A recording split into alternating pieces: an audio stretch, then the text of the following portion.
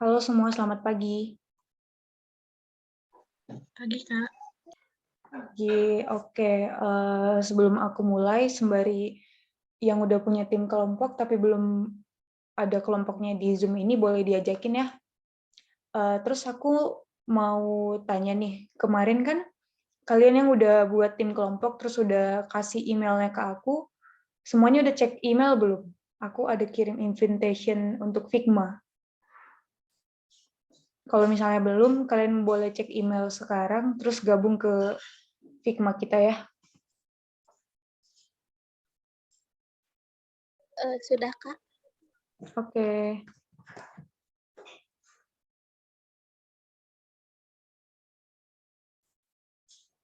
Yang lain gimana? Udah semua?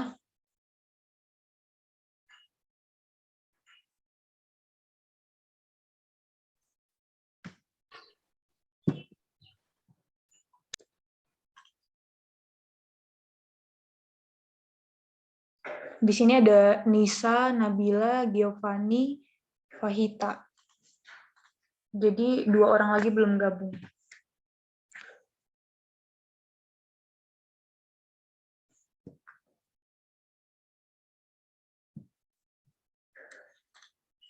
Oke.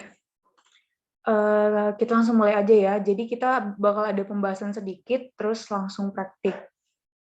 Aku share screen dulu.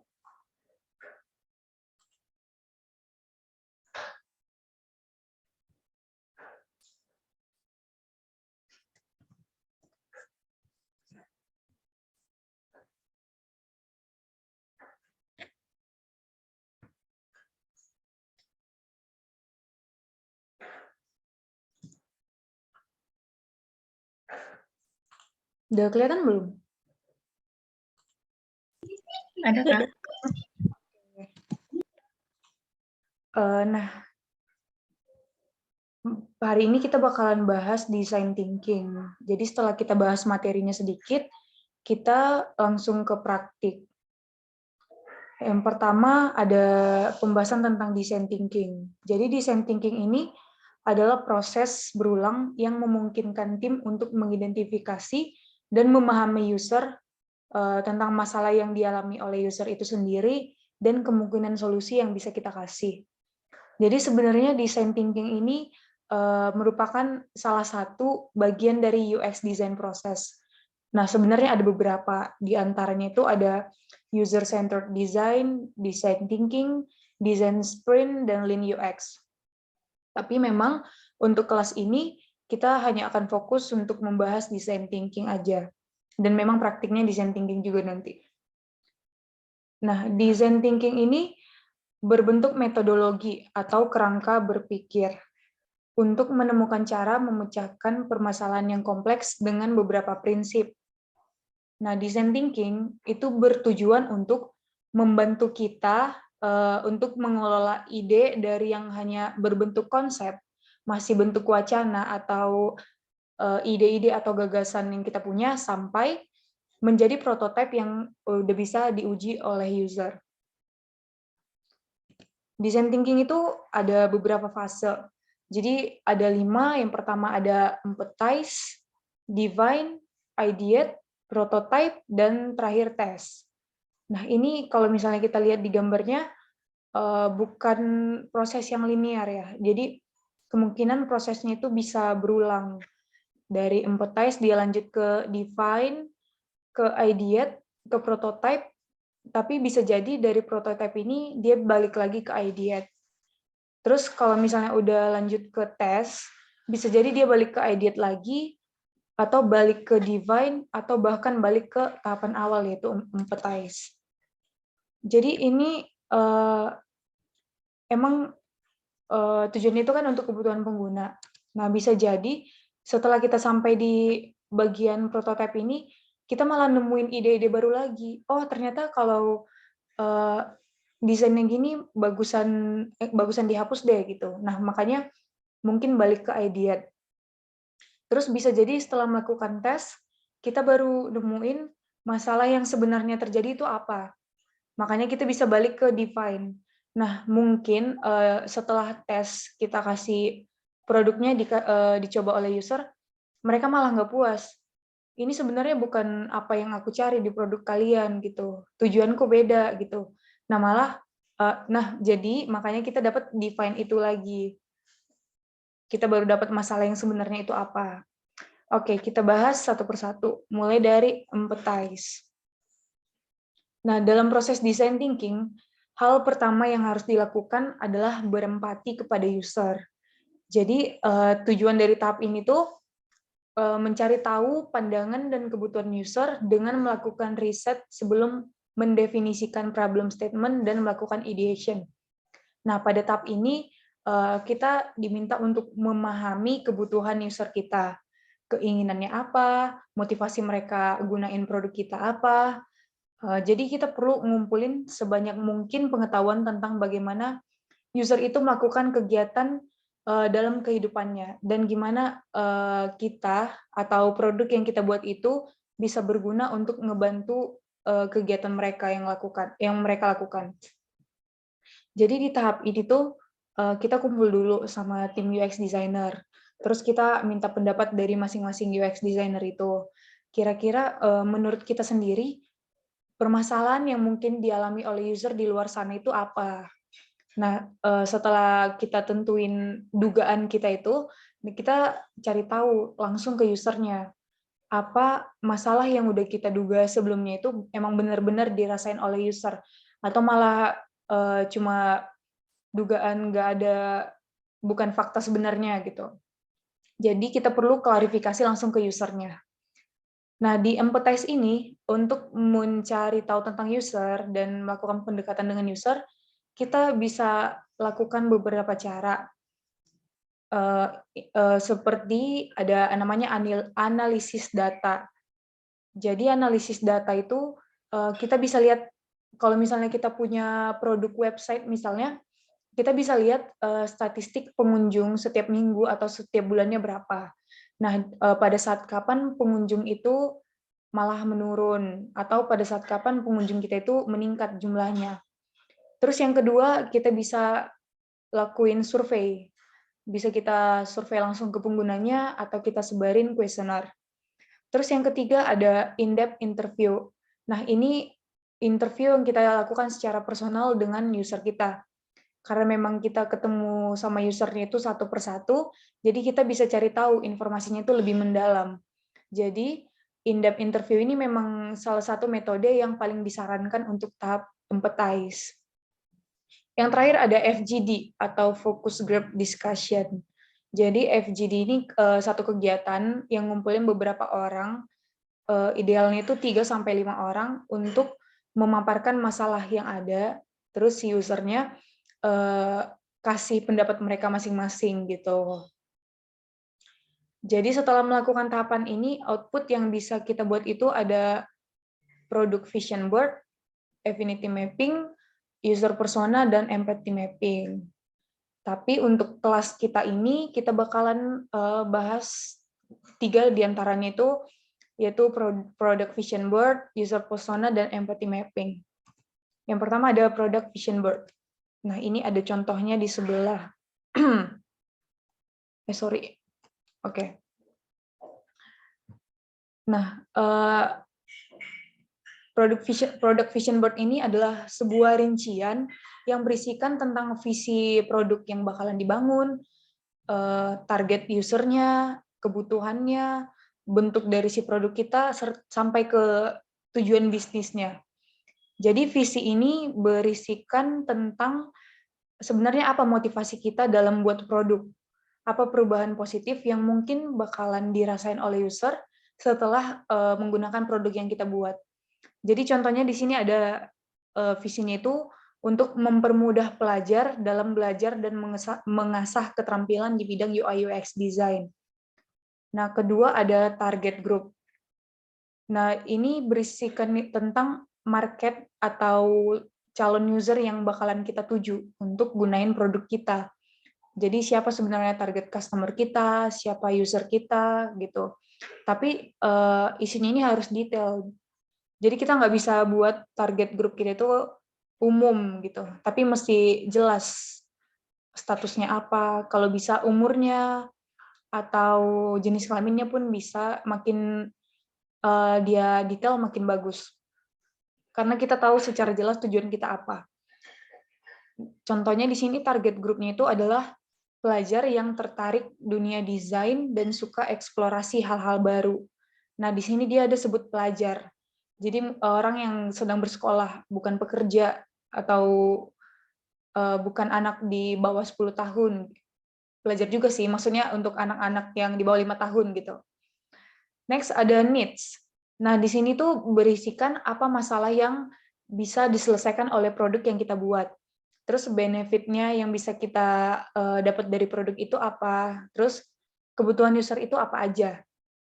Contohnya di sini ada needs-nya itu ada praktik desain UI UX secara langsung dengan kasus nyata. Nah, ini yang diinginkan oleh usernya. Terus biaya kursus sesuai kantong pelajar. Terus ada memperoleh materi berkualitas dan update secara berkala. Nah, ini adalah kumpulan kebutuhan-kebutuhan yang kita dapatkan dari user dari tahapan empathize ini. Berikutnya ada produk. Nah, produk ini tuh mengacu dari needs yang udah ada sebelumnya. Kira-kira dari kebutuhan yang udah user sampein, produk yang bisa kita buat itu apa gitu. Terus produk fitur-fiturnya apa aja. Nah, di sini akhirnya kita mutusin untuk membuat website kursus belajar UI UX design. Yang isinya itu ada artikel mengenai materi UI UX design, video plan pembelajaran tentang teori mengenai UI UX design, terus video tutorial serta tips and trick UI UX design. Terus terakhir ada business goals. Business goals ini berbicara tentang hal-hal yang bisa memberikan benefit ke bisnis atau perusahaan yang kita buat produk ini. Nah, setelah kita buat satu produk untuk belajar UI UX design, mungkin perusahaan kita bisa dapat pendapatan biaya kursus kalau misalnya kelasnya kita buat berbayar. Terus peningkatan branding yang lebih luas. Kalaupun misalnya kita buat kelas gratis, semakin banyak orang yang bergabung, untungnya sama perusahaan itu ya brandingnya itu makin luas. Jadi makin banyak orang yang tahu produk atau perusahaan kita. Next, contoh kedua ada user persona. Nah, user persona ini deskripsi tentang kebutuhan si usernya itu, motivasinya apa, tujuannya apa, terus informasi tentang latar belakangnya, demografinya gitu, tentang usia, jenis kelamin, pekerjaan, domisili, perilakunya gimana gitu. Persona ini berisi gabungan dari perilaku user, di mana user yang dimaksud ini tuh real people atau real user. Jadi orang yang nyata, orang yang memang kita temui saat interview gitu. Nah, setelah melakukan riset ke beberapa real user yang nyata tadi, kita bakalan narik satu kesimpulan untuk jadi satu kesatuan. Sehingga akhirnya bentuk sebuah representasi oleh user fiksi, bukan real user lagi. Jadi maksudnya kita kan ketemu sama user-user yang nyata di luar sana. Kita lakuin interview, kita tahu tujuan mereka apa, kita tahu biografinya apa gitu. Nah, itu kan ada beberapa orang, kita anggaplah 5 orang. Dari 5 orang itu, kita satuin semua tujuannya, biografinya, frustasinya apa, ke dalam satu bentuk user persona. Sehingga user persona ini bukan orang yang nyata itu lagi, tapi udah jadi representasi gitu. Terus ada empathy mapping. Di empathy mapping ini kita itu berusaha untuk memahami diri kita untuk berada di posisi si user, tentang pikirannya, tentang perasaannya, terus gimana pikiran dan perasaan user itu mempengaruhi apa yang user bilang dan apa yang user lakukan. Nah, empathy map ini punya 4 kuadran. Kuadran itu ada apa yang user katakan, apa yang user pikirkan, apa yang user rasakan, dan apa yang user lakukan. Oke, jadi sebenarnya di bagian ini ada hal-hal yang kita asumsikan sendiri, tapi kita nggak bisa terlalu banyak ngarang. Nah, kita bahas satu persatu. Untuk kuadran C, ini berisi catatan tentang apa yang user ucapkan saat interview berlangsung. Jadi yang langsung kita dengar dari usernya. Terus contohnya ada bantuan atau tutorial cara pakai aplikasinya nggak? Loadingnya nggak bakal kelamaan kan? Suka deh sama konsepnya. Wah, boleh juga nih aplikasi. Kira-kira nanti aplikasinya bakal lemot nggak ya? Gitu. Jadi contoh-contoh barusan itu adalah apa yang user katakan langsung saat kita lakuin interview. Terus kedua kuadran think ini. Ini berisi hal-hal yang dipikirkan oleh user. Tepatnya hal-hal yang mungkin dipikirkan oleh user saat mereka menggunakan produk kita. Jadi selama riset berlangsung, kita harus tanyain ke diri kita sendiri, kira-kira apa ya yang user itu pikirkan, terus apa yang kira-kira penting buat mereka gitu. Mungkin kita bisa lihat dari raut mukanya, cara gesturnya saat menggunakan produk kita gitu. Nah, contohnya apa yang user pikirin ada kenapa agak ribet ya cara pakai aplikasinya, warnanya terlalu terang. Apakah mereka mengira kalau aku nggak paham gitu. Next ada quadrant feel. Di quadrant feel ini berisi status emotional user. Jadi kita tanya ke diri kita sendiri lagi, apa yang buat user khawatir. Dari raut wajah dan gestur yang dibuat, kira-kira user ini antusias nggak ya pakai produk kita? Atau kira-kira gimana perasaan user tentang experience-nya gunain produk kita? Di sini contohnya ada semangat, percaya diri, enjoy, antusias, bingung, penasaran, dan banyak lagi sebenarnya. Terus kuadran do. Bagian ini berisi aksi-aksi yang diambil oleh user saat menggunakan produk kita. Nah, dari hasil riset yang kita lakukan saat interview itu, kira-kira hal yang dilakukan user secara fisik ke produk yang kita buat itu apa? Terus gimana user melakukannya? Contohnya itu ada user mungkin mengarahkan kursor ke sana kemari, mungkin karena dia bingung cari-cari menu yang mau dia cari tapi nggak dapet gitu. Terus kedua ada refresh halaman terus-menerus. Hal ini bisa terjadi mungkin karena setelah kita buka satu halaman, informasi yang kita butuhin itu nggak ada. Jadi ya refresh terus gitu. Nah, itu contoh-contoh untuk fase empathize. Ada yang mau ditanyain nggak? Kalau mau tanya, boleh silakan drop di kolom chat atau on mic, nggak apa-apa. Kalau misalnya nggak paham juga boleh kita bahas nggak pahamnya di mana, biar kita ulangin. Tapi kalau paham juga boleh dibahas dijawab di kolom chat biar aku tahu untuk lanjut.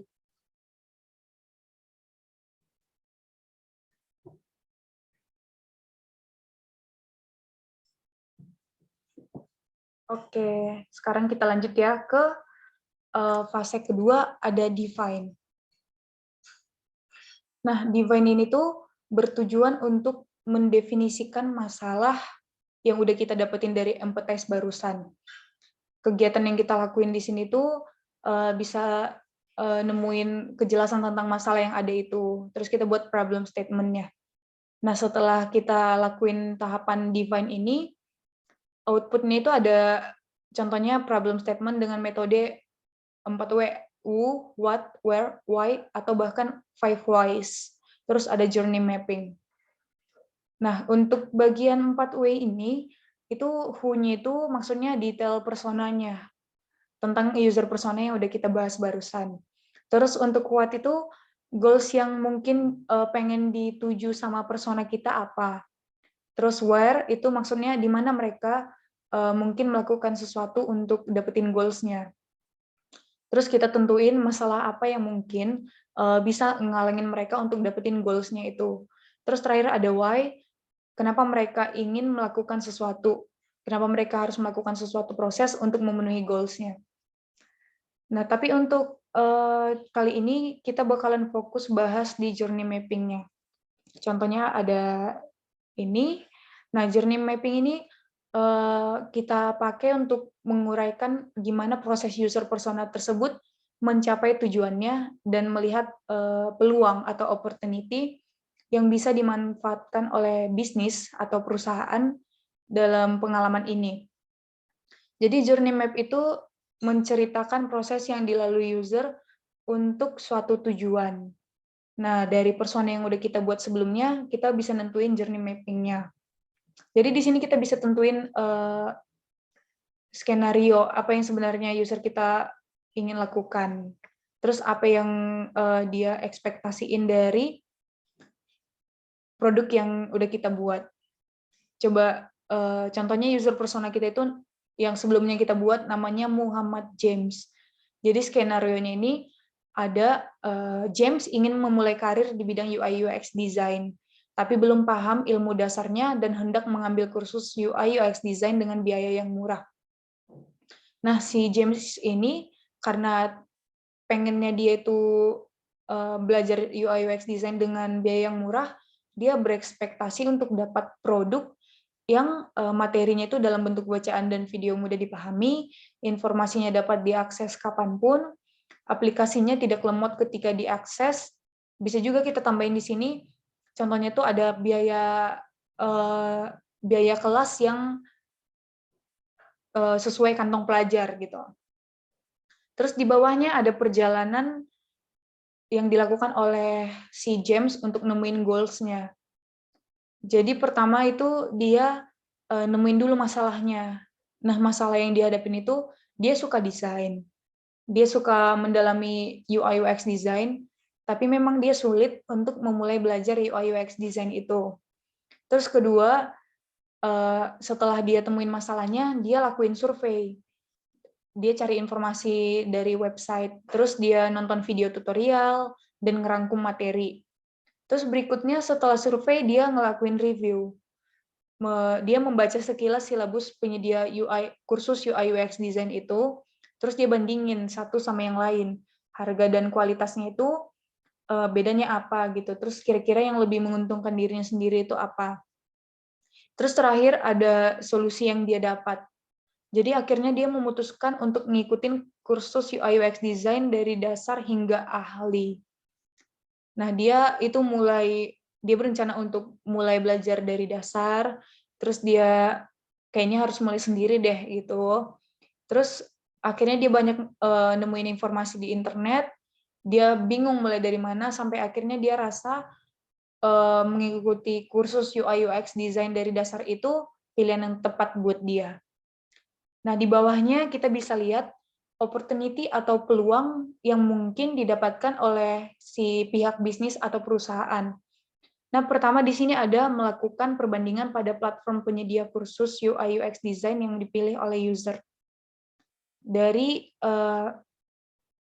user persona kita ini lagi, kita balik sebentar, kan kita bisa tahu biografinya si personanya apa, tujuannya apa, frustasinya apa, biografinya apa. Nah, di sini ada brands. Sebenarnya yang lebih cocok kita masukin ke sini karena memang dia berhubungan dengan platform belajar UI UX design, kalian bisa masukin platform-platform sejenis yang kira-kira ngasih kelas itu gitu. Jadi dari user persona itu kita bisa tahu sebenarnya yang selama ini platform yang dipilih oleh user itu apa, terus masalah yang mereka hadapin setelah menggunakan platform itu apa. Terus ada kesempatan untuk mendapatkan kepercayaan user untuk terus berlangganan dengan tawaran yang harga yang lebih murah. Sorry, ini ada typo sedikit. Terus jadi melalui user persona dan pengalaman ini, kita bakalan buat produk yang sesuai dengan tujuan si user. Jadi kita bisa tarik kepercayaan mereka untuk berlangganan sama produk yang kita sediain. Nah, berikutnya ada proses ideate. Di bagian ini kita udah ngelakuin riset kan sebelumnya, terus kita udah punya pemahaman tentang produk yang bakal kita buat itu untuk siapa, terus gimana produk itu untuk user. Maksudnya gimana si user itu memaknai produk kita. Terus sekarang kita harus menemukan ide yang bisa bantu user untuk mencapai tujuannya tadi. Jadi untuk menemukan ide itu kita bisa lakukan brainstorming atau user requirement dan stakeholder requirement. Nah, outputnya itu ada user story atau user skenario atau user case dan bahkan design sketch dan wireframe. Untuk contohnya, nah ini ada template user story. Jadi user story itu gampang dibuat. Kita bisa ngikutin struktur ini aja. As a user type, I want to action or feature so that reason. As a user type, I want to action or feature because reason. Contohnya itu ini. Sebagai seorang pelajar, saya ingin memahami ilmu dasar hingga ahli mengenai UI UX design sehingga saya bisa berkarir dalam dunia UI UX design dengan kualitas yang baik. Itu contoh dari user story. Sedangkan user skenario itu merupakan langkah-langkah yang dilakukan oleh user untuk mencapai tujuannya. Jadi contohnya tujuan user itu adalah menemukan platform pembelajaran UI UX design. Jadi langkah-langkah yang mungkin dilakukannya itu adalah membuka web browser, terus dia cari UI UX design online course, terus dia bisa buka beberapa link yang udah muncul itu tentang penyedia kursus UI UX design. Terus dia bisa bandingin harga dan kualitas antar online course itu. Mana yang cocok sama si usernya tadi dari segi harga dan kualitasnya. Terus dia bisa buka aplikasi catatan atau mencatat di kertas gitu tentang informasi masing-masing penyedia kursus UI UX design itu. Sampai akhirnya nanti dia nentuin platform kursus mana yang akhirnya dia pilih. Nah, terus di sini ini adalah contoh sketch. Di sini kita udah bisa kasih gambaran produk yang kita punya. Sederhananya itu sebenarnya bisa kita buat di kertas dan pensil. Terus sebenarnya kita juga bisa buat wireframe. Cuma karena waktu kita terbatas juga untuk kelas ini, jadi kita kasih contohnya sketch aja. Nah, di sini dia udah buat menu-menunya untuk produknya. Dia buat kira-kira di sini bakal ada gambar, di sini bakal ada button, logonya di sebelah kiri gitu. Terus di halaman detailnya bakal dikasih video, dikasih keterangan, dan lain-lain. Sampai di situ ada pertanyaan nggak? Boleh dibuat di kolom chat. Kalau ada yang bingung, atau kalau udah paham juga boleh dijawab di kolom chat ya.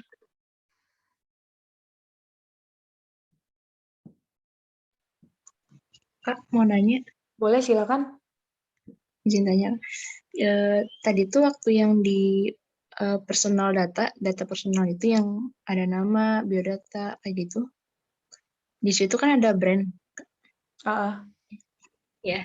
Nah, ini brand ini tujuannya untuk sebagai pilihan brand dia yang tadi yang kursus tadi, atau apa namanya tuh sponsor gitu Kak. Jadi kurang dapet gitu tujuan ada brand di sini. oke. Jadi kenapa ada brand di sini tuh? Jadi sebenarnya itu platform, tadi kan kita cerita kalau si user ini udah mulai cari-cari kursus UI UX design online gitu di web, di Google lah misalnya. Nah, dari situ dia kan udah bandingin atau mungkin dia udah coba.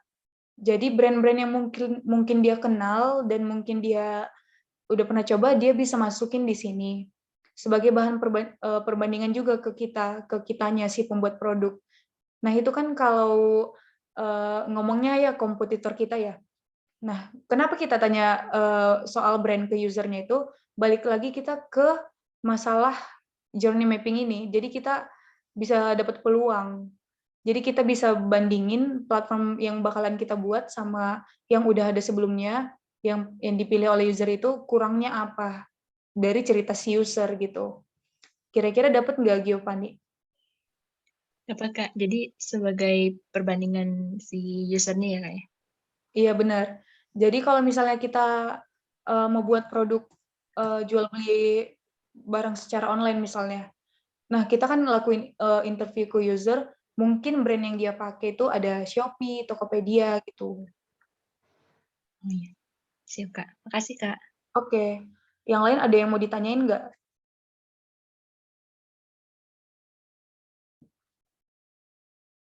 Di kolom chat juga nggak apa-apa. Kalau udah paham juga boleh dibilang, kalau enggak pun boleh dibilang biar kita bahas lagi.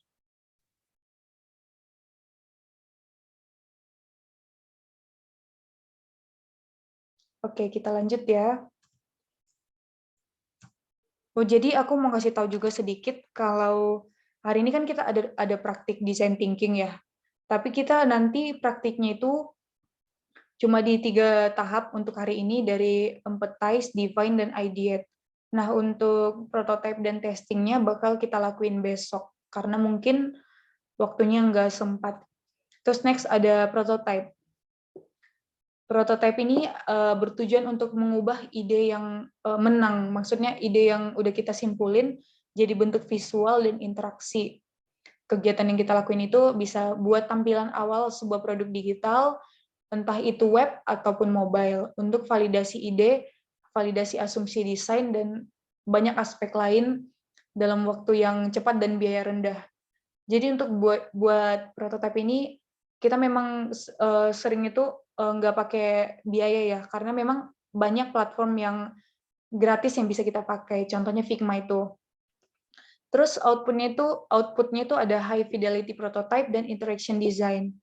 Jadi high fidelity prototype itu adalah apa ya bilangnya, sebuah desain yang udah lengkap dengan elemen-elemen UI-nya, prinsip UI-nya, yang udah kita implementasiin dari UX sebelumnya, kita tuangin di situ.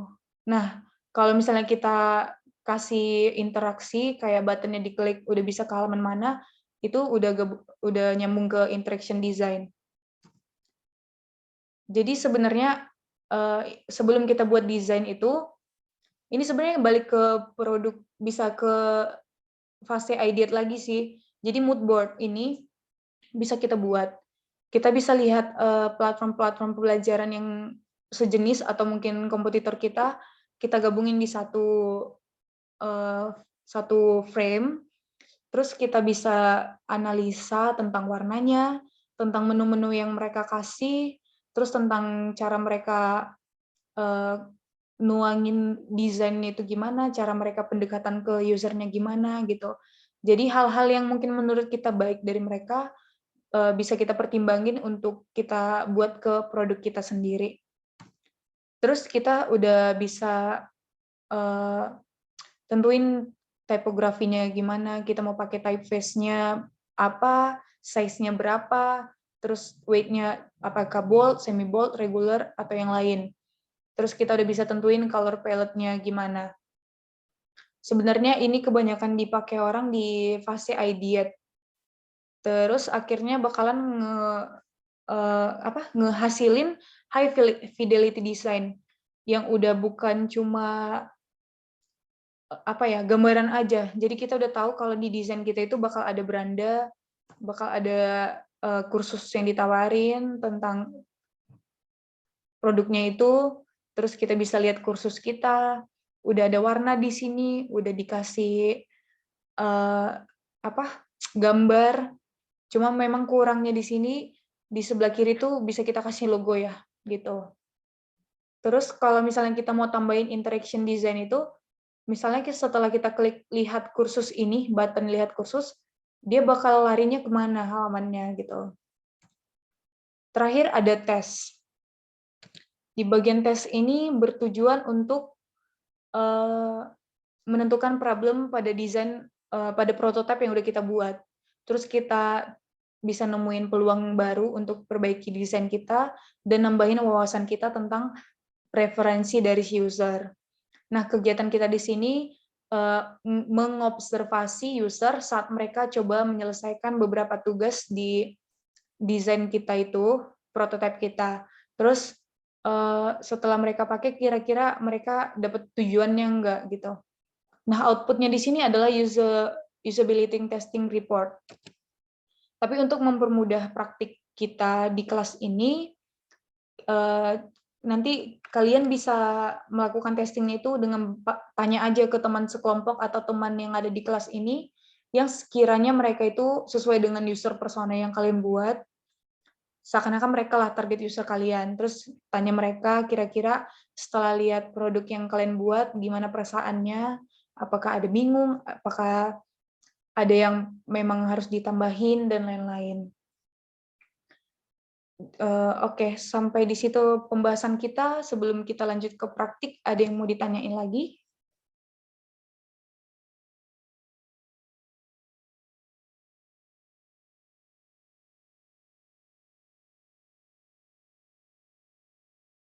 Boleh di kolom chat atau open mic.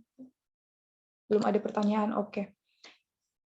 Bentar aku buka file ininya dulu. Final project.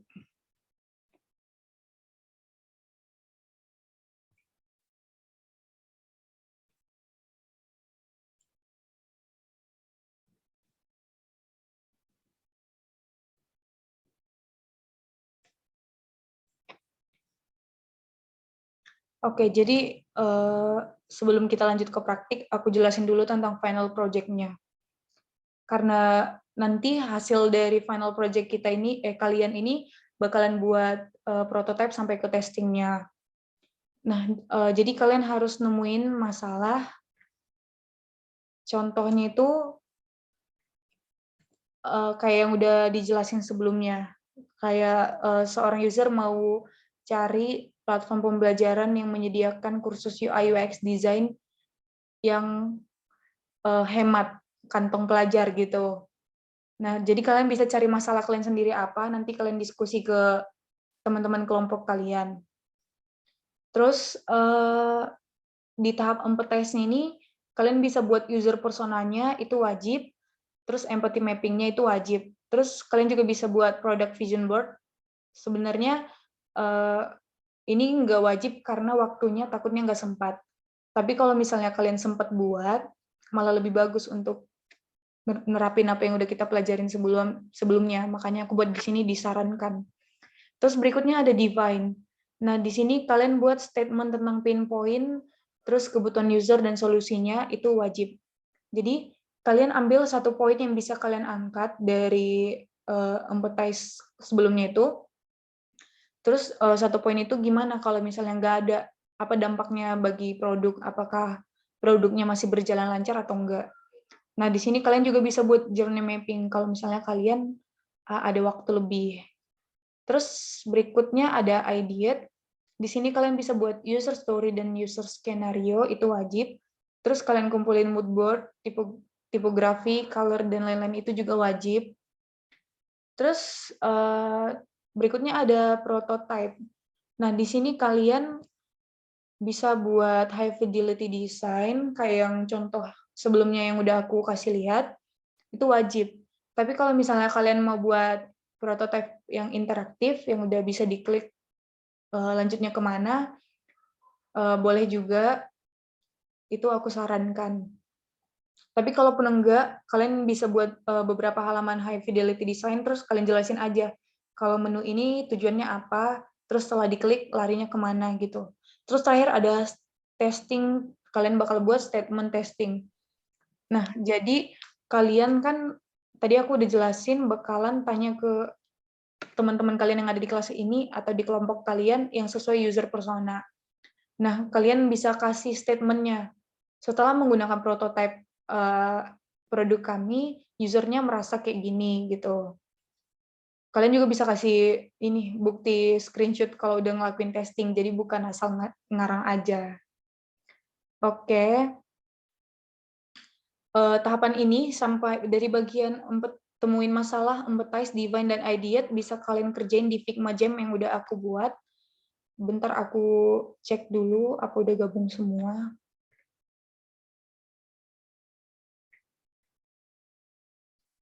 Masih cuma ada Nisa, Nabila, Giovanni, dan Fahita.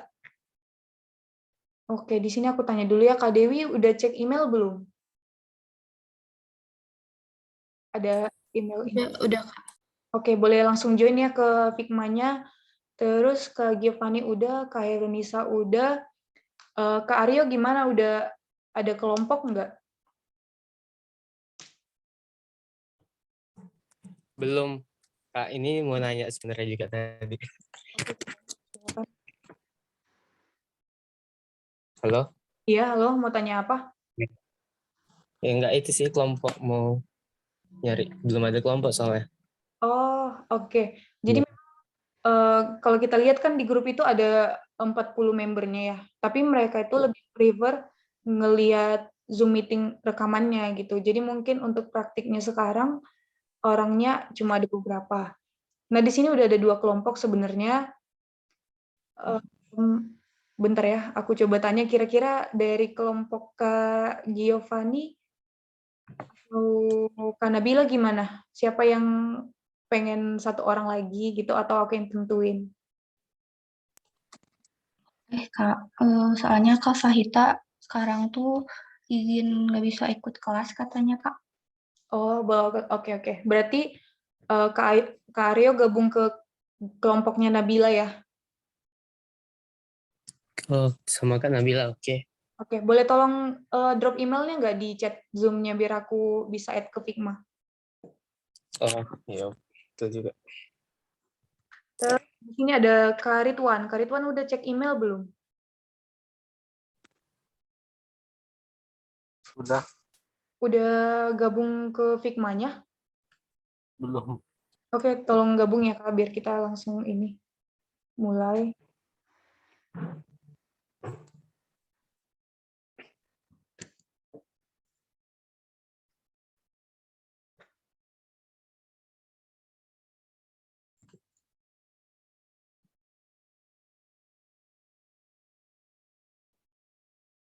Kak Aryo silakan cek email ya.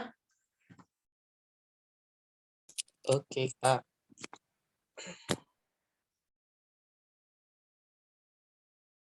Oke, aku tunggu ya teman-teman. Nah, sebelum kita lanjut dulu abis ini, aku mau ngejelasin juga. Jadi kalian bakalan, jadi aku udah sediain template di Figma itu, terus aku udah kasih namanya, tapi belum ganti nih yang Kak Faita. Jadi mungkin Kak Aryo bisa langsung nanti gabung di tim 2. Di situ aku udah kasih template masing-masing, kalian bisa mulai cari masalah, terus kerjain tugas yang udah barusan dijelasin masing-masing. Terus grup Zoom-nya ini bakalan aku bagi sesuai dengan tim kalian. Aku masukin ke breakout room untuk mempermudah kalian diskusi tanpa mengganggu kelompok yang lain. Jadi kita bakal mulai setelah yang lainnya gabung di Figma ini. Kalau misalnya ada kendala boleh diomongin. Oke, Kak Arya udah gabung. Kak Ridwan udah. Oke, pending bentar ya. Kak Ridwan pending, Kak Dewi pending.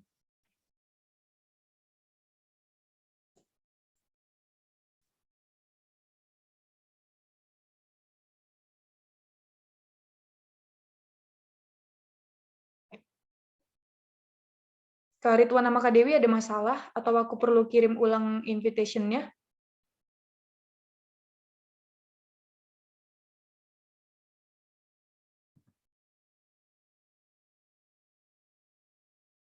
Halo Kak Ridwan, Kak Dewi. Bentar, lagi ini. Oke, ditungguin ya Kak.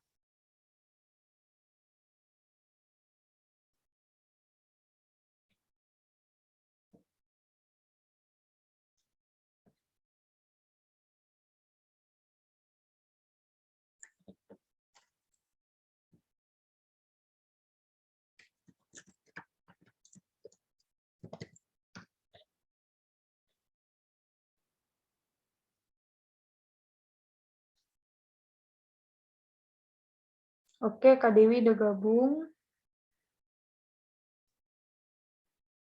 Tinggal Kak Ridwan ya.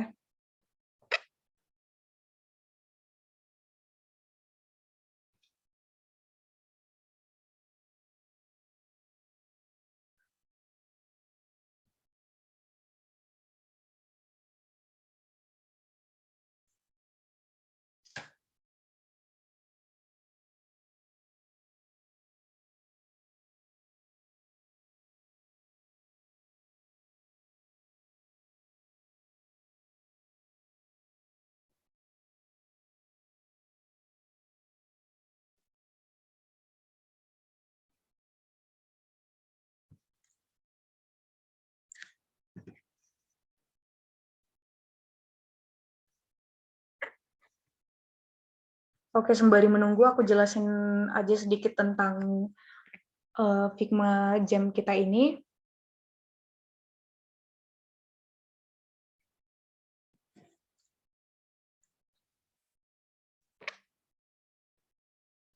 Nah, jadi di sini kalian bakal nerapin contoh-contoh design thinking yang udah kita terangin dan contohin barusan sesuai dengan permasalahan yang kalian bisa kalian tentuin sendiri di kelompok kalian.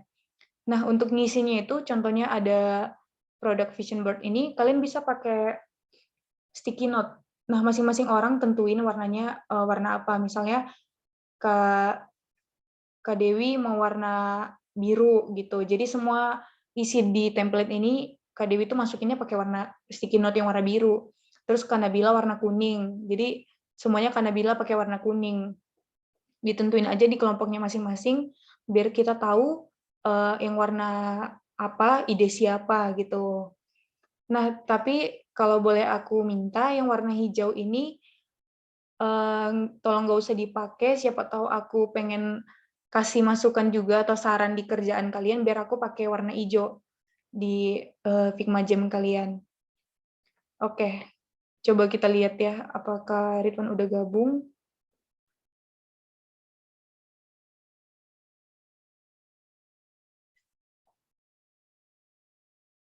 Masih pending, oke kita tunggu nggak apa-apa. Sekalian aku gabungin ke room masing-masing ya, bentar.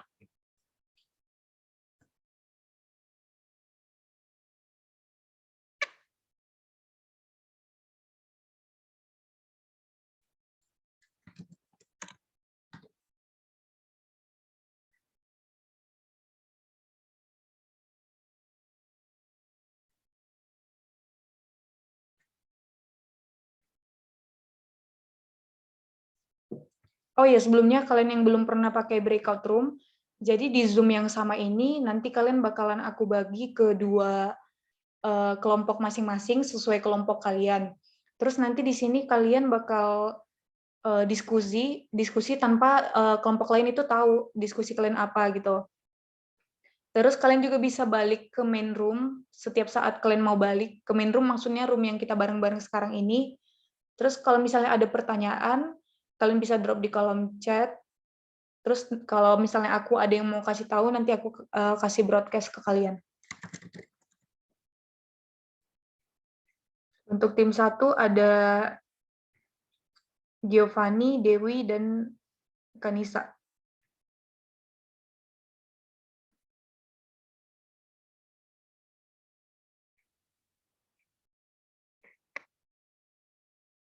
Udah ada belum invitation-nya?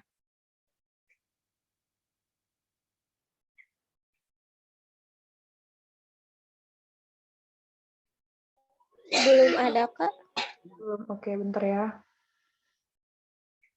Terus di room, kalau misalnya di Zoom ini ada yang namanya tes itu punya aku ya, jadi aku sekalian ngetes aja, siapa tahu ada masalah, aku masukin ke room 2.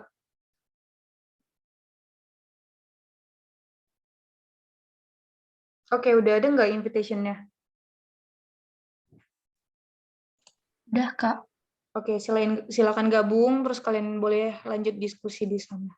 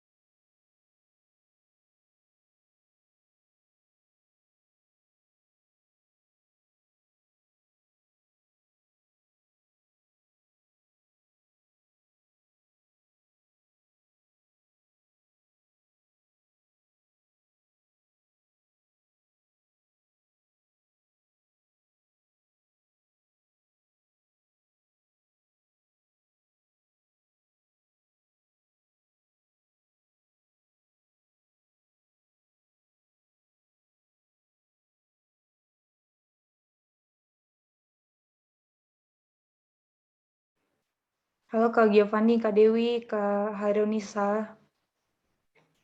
Hai Kak. Kak. Boleh silakan diskusi, jangan diam-diam.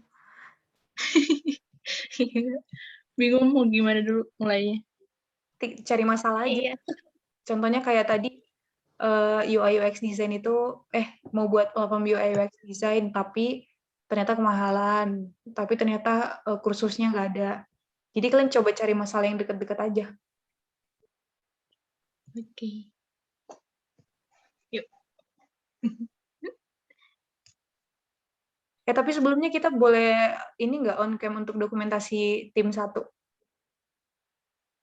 Mulai Kak. Bentar.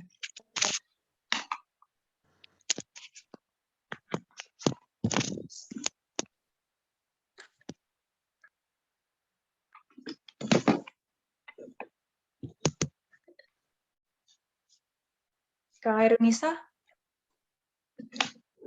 Oke. Aku hitung ya. 1, boleh. Boleh bebas Kak Hairunisa, boleh. Oke. 1, 2, 3. Silakan lanjut diskusinya. Nanti aku bakalan pindah-pindah On cam aja. ini atau ke yang lain. Kalian boleh on cam juga nggak apa-apa. Kenalan dulu. Hai. Hai. Iya, aku nggak usah kenalan sama Fani ya. Iya. Kampus. Halo Dewi. Aku sapa Dewi aja deh. Ya udah. Kita mau apa masalahnya nih? Aku mau nentuin warna dulu dong. Tadi kan. Aku pengen Oh warna iya, oranye ya. Oke. Aku ungu ya. Boleh. Dewi apa? Dewi apa?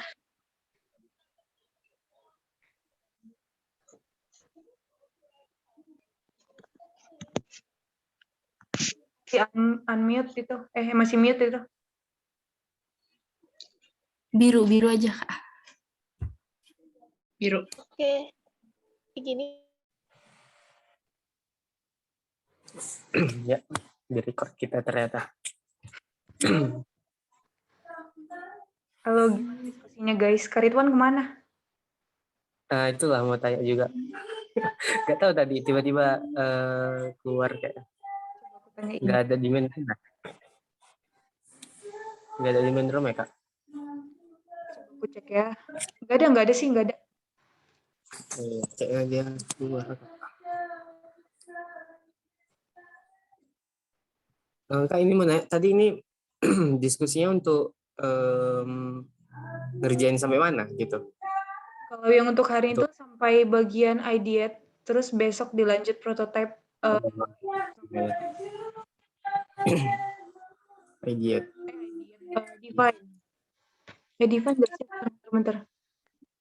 Ideate, sorry. Ya.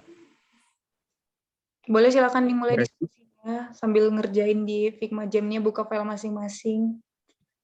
Ya, berarti ini diisi aja nih kan Kak semua ini dari empathy sampai ideate ya Kak? Iya benar. Oke, makasih Kak.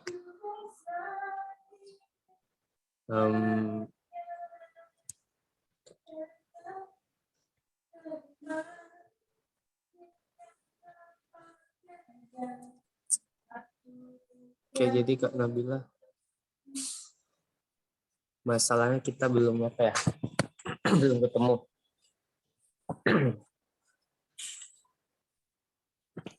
Bentar ya, Kak.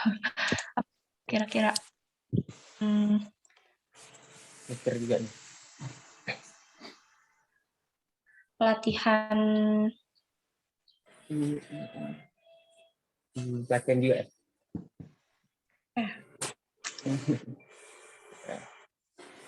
Kalian nggak mesti buat produk platform belajar gitu. Misalnya kalian mau buat produk untuk jual beli suatu barang, itu boleh juga. Kayak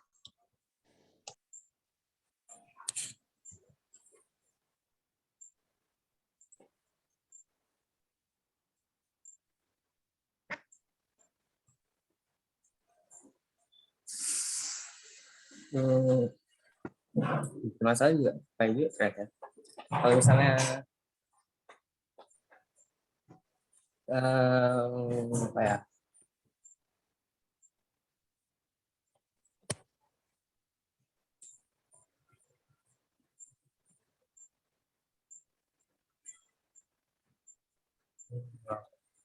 Misal dulu.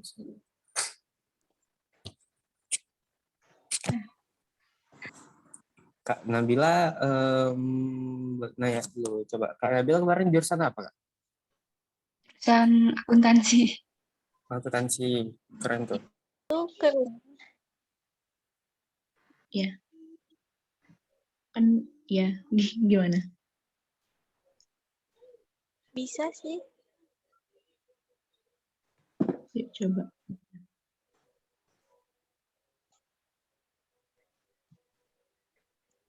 Jadi masalahnya tuh lebih ke misalnya murid mau nyari bimbingan belajar gitu. Hampir sama sih kayak tadi. Kalau tadi kan khusus ya, yang dari Karanti contohnya.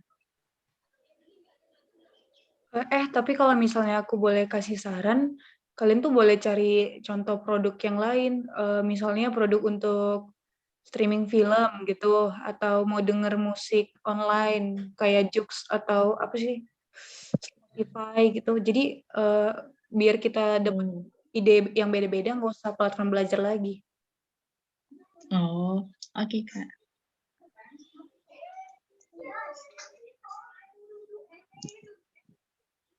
Apa ya? Di bawah problem tuh kalian bisa masukin masalah yang kalian hadapi apa. Di bawah problem. Oh iya, kalian tahu nggak sih kalau sekarang TV harus ganti ke TV digital? Oh iya gitu? Iya, Aku kan nggak semua punya STB ya. iya. Apa kita mau bahas tentang itu? Ya, aku belum baca-baca jauh. Terus itu konsepnya gimana? Hmm, Oh iya.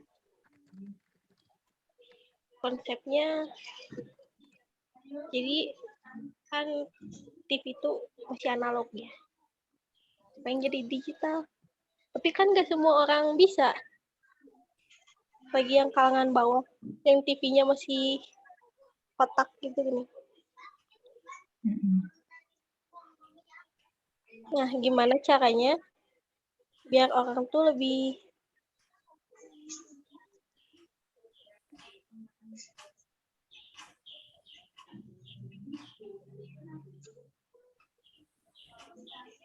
Problemnya itu misalnya. Terus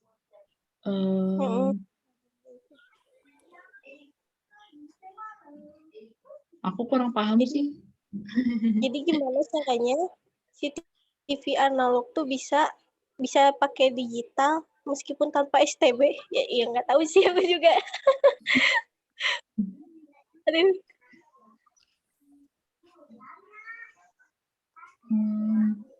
Kalau misalnya kita nyoba ini gimana? Kalau misalnya kita nyoba jual online gitu, tapi produknya tuh buku misalnya,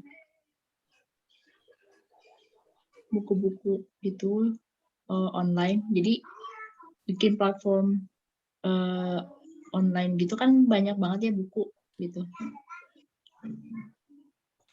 Gimana sih ini? Dari situ apa Kak Giovanni? Ya Kak? Masalahnya apa? Makanya buat produknya jual buku. Karena kan memang sebelumnya kita nentuin masalah dulu, baru nentuin produknya. Oh iya. Ya, masalahnya tuh si penggunanya itu bingung gitu buat nyari pengelompokan buku, terus sampai nemu buku. Udah ada ya kayaknya. Sampai nemu buku yang pas gitu. Dari review-review orang-orang. Boleh. Tadi idenya Kak Ironisa juga boleh kalian pertimbangin. Jadi karena memang TV mesti diganti dan semua orang nggak bisa ganti, tapi kan kebanyakan orang sekarang ini udah punya smartphone ya. Jadi kalian bisa buat produk untuk streaming siaran televisi gitu. Produk streaming. Oh, Iya, kayak bisa. dulu mah kan masih ada ya HP pakai antena yang ada TV-nya. Kan zaman Iya. sekarang mah udah nggak ada. Nah, Iya benar. otomatis kalau misalnya kita download APK TV juga nggak ngaruh, nggak ada buat yang nyari sinyalnya gitu loh. Oh.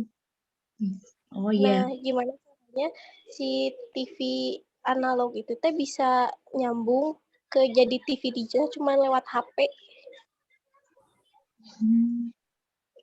Ya, kira-kira ngerti nggak?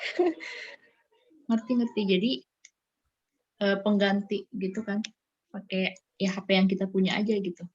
Jadi nggak mesti Iya, nah, beli TV TV kita tuh ininya. multifungsi banget, jadi kayak bisa menghubung antara handphone sama TV gini. Ih, bener gak sih?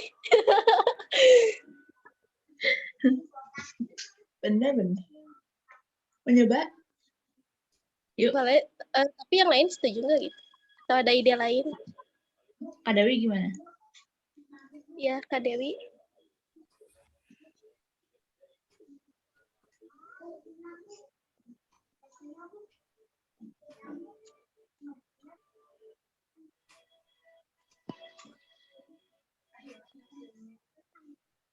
Halo, Kak Dewi?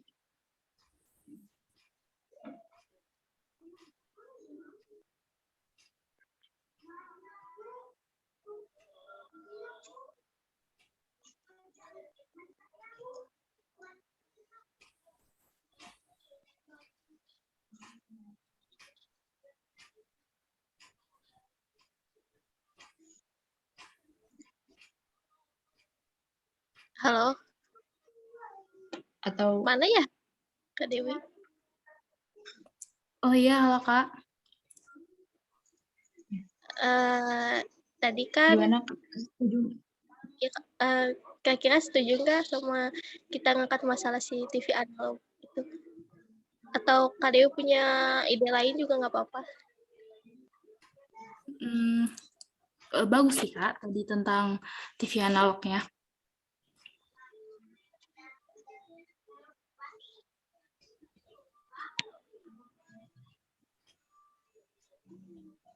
Tapi memungkinkan nggak sih dari TV analog ke smartphone?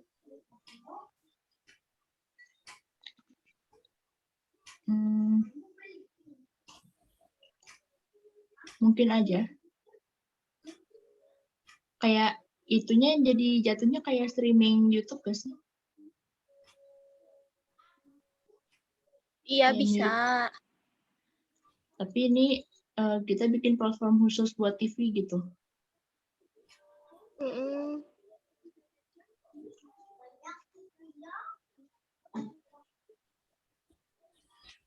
Iya tuh.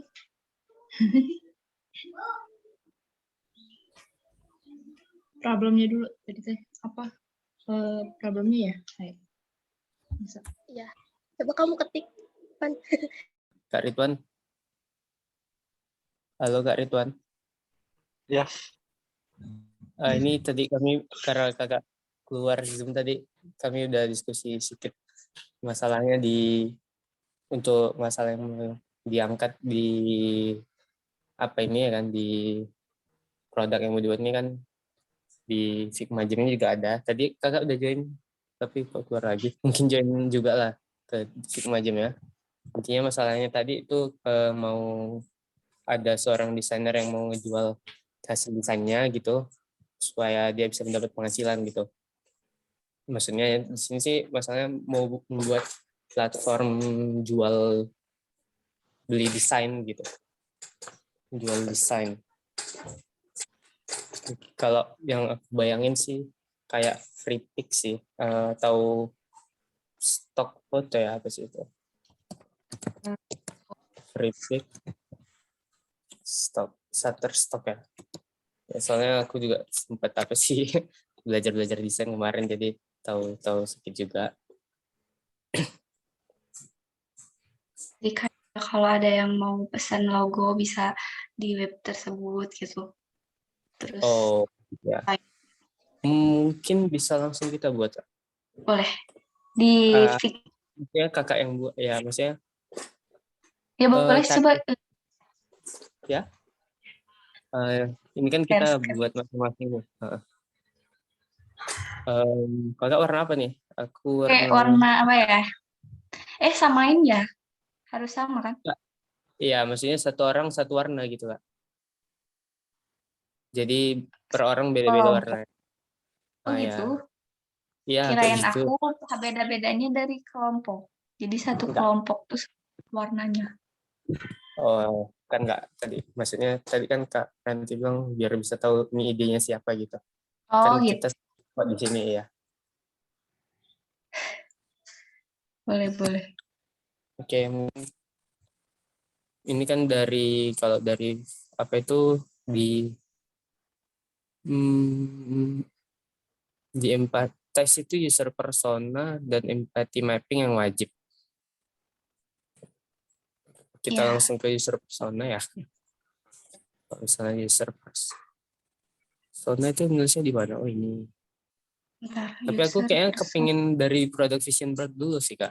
Kira-kira gimana kita isi dulu product vision board-nya?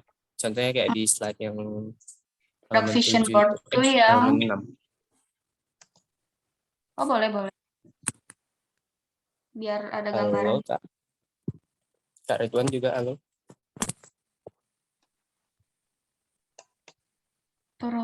Product vision board. Boleh. Kok aku nggak dengar suara ya? Yang Suara Kak Nabila, aku nggak dengar. kedengar nggak Kak? Nabila ada suara kok di sini. Halo. Kak Ariel lagi gangguan kayaknya.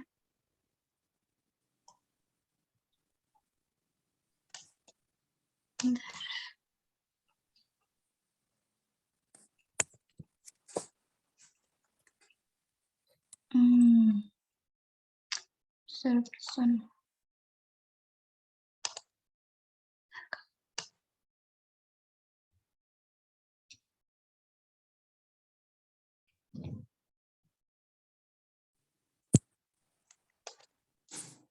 Oh, bentar.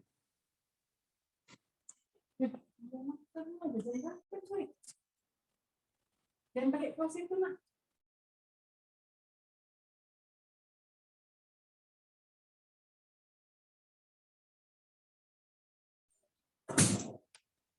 Halo. Tes, oke. Halo. Halo Kak, Ya. kedengar nggak? Udah. Maaf tadi ya pengaturannya terubah. Tadi gimana jadinya Kak? Yang aku bilang tadi sih ngisi dari product vision board dulu gitu, yang dari target group. Target grup. Mana sih? Atau dari vision ya? Vision dari vision. Oh ini. Mana sih vision? Ini ya? Ya.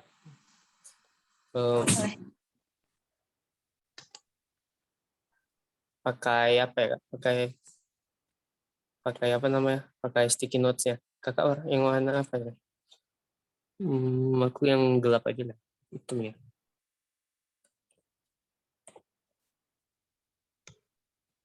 Ini buatnya satu orang satu lah ya. Boleh. Di sini. Oke. Ini gimana sih gesternya? Ini tadi belum dia Pak.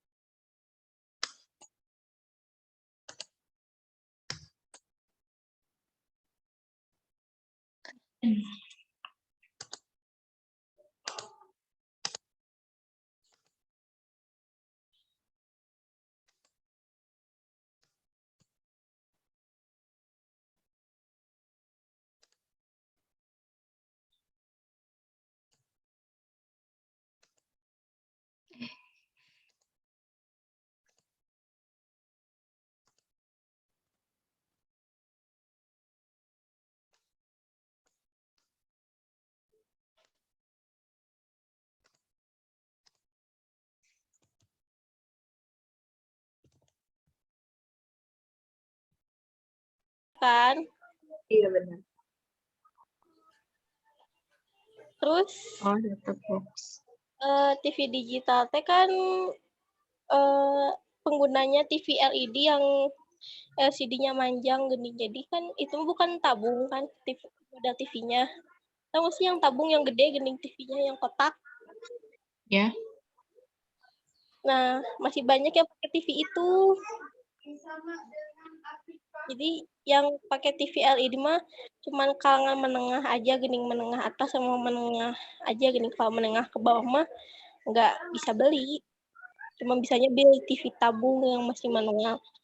Nah, karena pemerintah pengen mengubah TV analog jadi digital, nah si TV tabung teh butuh STB gening, tambahan hardware. Nah, kan STB mahal. Itu. Jadi, maksud aku teh caranya gimana biar kita tetap bisa nonton TV tanpa menggunakan STB, tapi bisa pakai HP kan. Kan HP-nya semua orang punya ya, karena kan kebutuhan juga ya.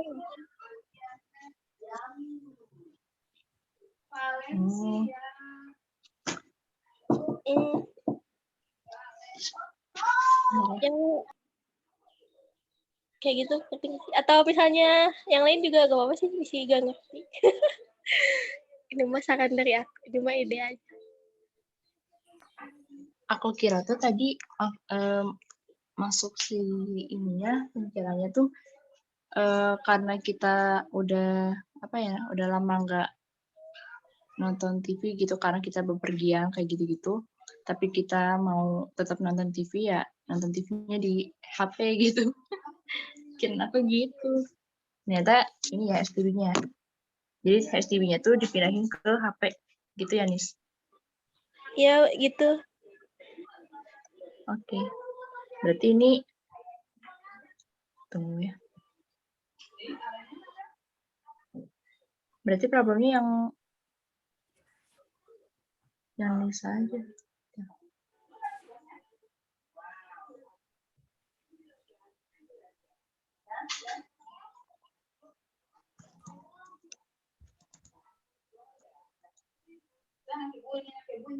Banyak orang yang masih memiliki minat menonton TV, namun tidak semua bisa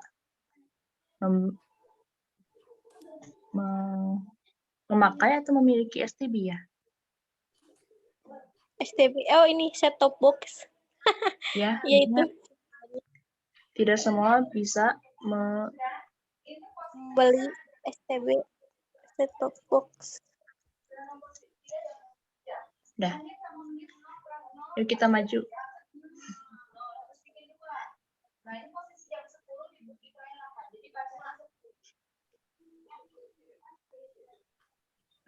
Maju ke produk vision board.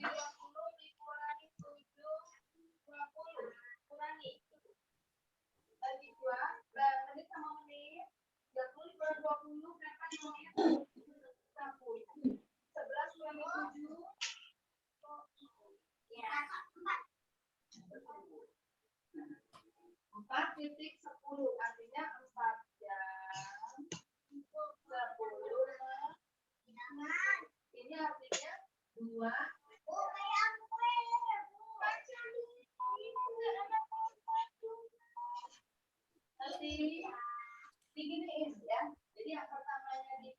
Tadi yang product vision board tuh apa ya? Bentar.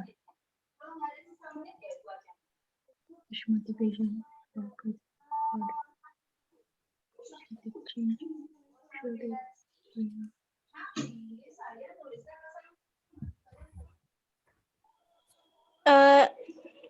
Biar gampang kan di TV kalian bisa ini nggak, bisa di setting nonton YouTube, nonton Netflix gitu? Ya aku mau masih ini sih, masih TV lama, masih TV tabung, tapi udah jarang banget dipakai gitu. Udah jarang banget aku nonton TV juga. Jadi pada nggak ini. Iya, nah kan kalau nggak pada minat. Nah, kalau misalnya nggak pakai STB nanti ke depannya, jadi si TV tamu teh udah nggak bisa dipakai buat TV gening. Oh, Jadi pemerintah tuh pengen ganti TV analog jadi TV smart TV gening. Jadi di situ teh kita teh bisa sambil streaming di TV tapi gitu. Jadi kayaknya inovasinya lebih ke pelayanan fitur yang di TV kan. TV kan nggak kayak HP dong, banyak fitur-fiturnya, ya nggak sih? Nah, iya. kalau di TV analog kan cuman ya dapat sinyal kita bisa nonton, enggak ya nggak bisa nonton kan buram gini. Nah, kita teh bisa aja bikin inovasi supaya si TV analog teh masih bisa kita gunain, tapi lewat smartphone. Gitu gini.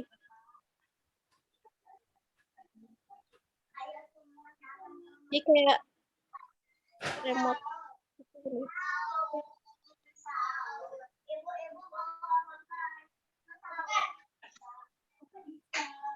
Soalnya ya TV aku juga sama sih, kayaknya TV analog.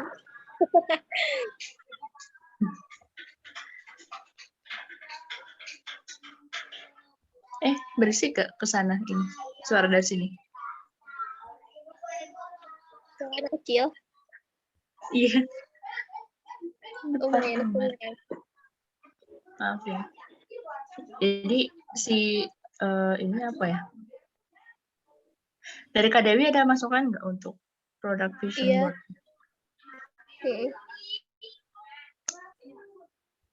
Motivasi untuk membuat produk. Terus ke Ntar deh aku nonton YouTube dulu biar konsepnya mateng. nonton YouTube dulu. Ya udah, aku nonton YouTube dulu ya.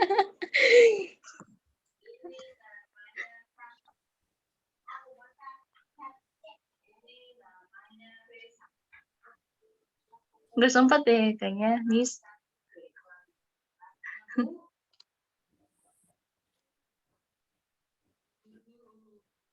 Sih makanya aku buat 2 macam itu.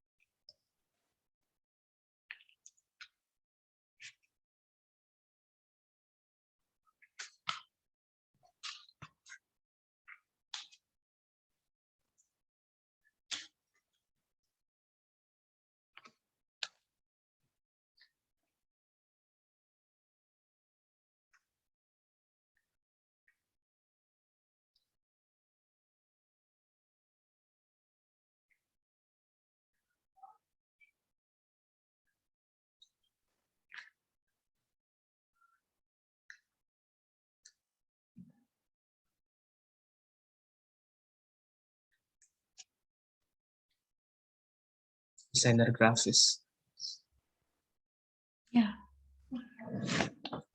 Kapan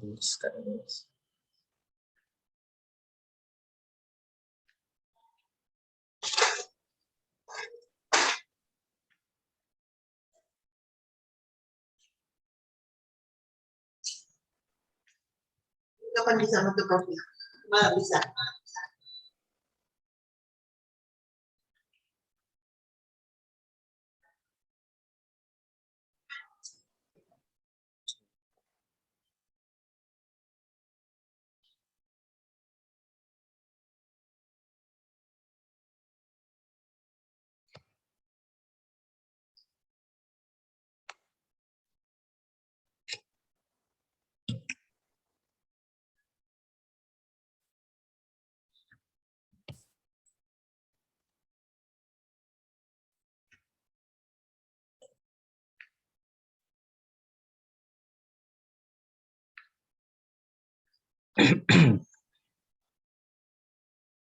Berarti ini kan ada 2 ya.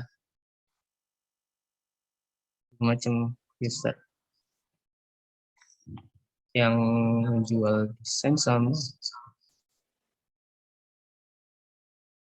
apa? ngelihat desainnya. Wow, Boleh, ngerti boleh. buat.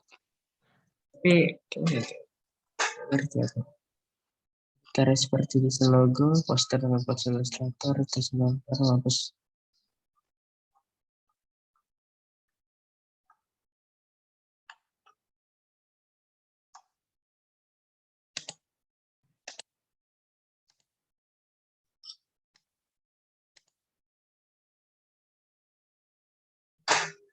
Which market?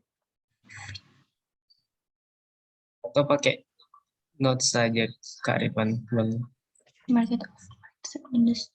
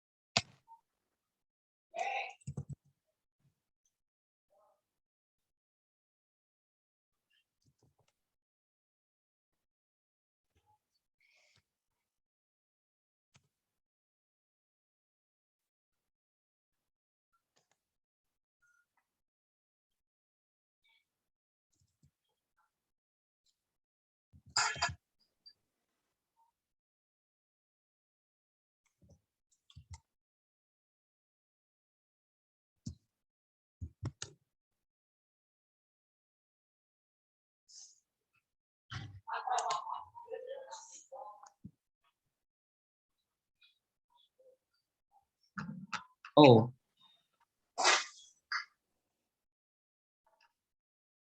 Nanti ada pesan tuh. Oke, ada. Fishing berbeda. Satu juga apa?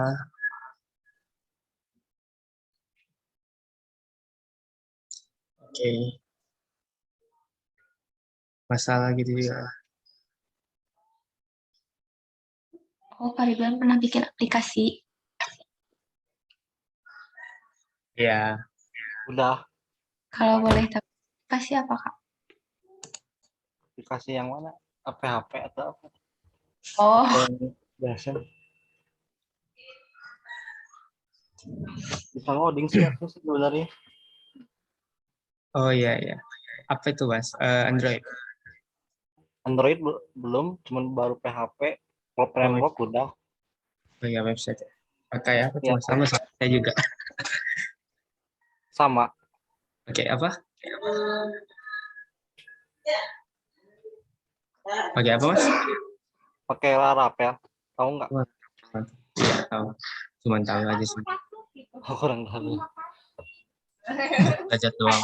Oh ini kawan-kawan Ini. kita coba deh. Ada catatan. Sama kali aja. Jadi kita satu aja. Ya. Dituliskan Nabila aja. Jadi bapak marah. Ada dalam menjual. Boleh diedit. Ya, kita edit Mempermudah. ya. Kita sama-sama kita edit. Apa tuh Kak? Dari Kak Ridwan gimana kira-kira untuk isinya? Atau Kak Ridwan gimana tuh masih ngerjain masalah? Apa? Masalahnya gimana tuh? Udah cocok atau belum Kak Ridwan? Ya udah gini. Nah, kita jadiin satu kalimat. Nah, jadi misalnya kan kalau misalnya mau bikin ini, masalahnya kan kita kan harus bikin, katanya kan bikin produk. Udah bikin produknya. Ini tuh gimana sih, nggak ngerti. Sebentar. Itu cuma template doang. Terus nanti bikin produknya kayak gimana ya? Kita nanti kan nggak sampai bikin produk ya kok salah, sampai prototipe aja. Cuman kan di sini kan kita diminta nentuin masalah gitu kan yang mau diselesain. dengan website lah gitu ya, kira-kira ya, kalau menurut saya. Nah, terus dari Kak Nabila saran untuk ke desain gitu. Jadi ngejual desain dan jasa desain gitu ya, kurang lebih ya. Iya. Gitu sih Kak Ridwan. Jadi kayak di platform itu mungkin kalau Kak Ridwan pernah ada kayak Dribble sih menurutku. Aku nggak terlalu tahu, tapi setauku itu dia kayak ada orang yang bisa naruh desainnya di situ gitu kan. Terus jadi pamerin gitu sih desainnya, diceritain. Terus kalau misalnya ada yang mau mau menyewa jasanya gitu lah, bisa dihubungi gitu. Kayak jembatan yang hubungin klien dengan pembuat desainnya gitu loh, Kak. Iya ya gitu. Ada sih ini Kalau Figma.